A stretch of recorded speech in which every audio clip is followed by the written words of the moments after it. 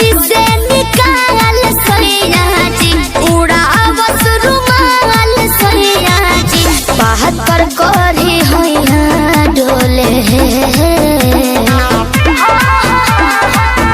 नदिया के पीछे जोई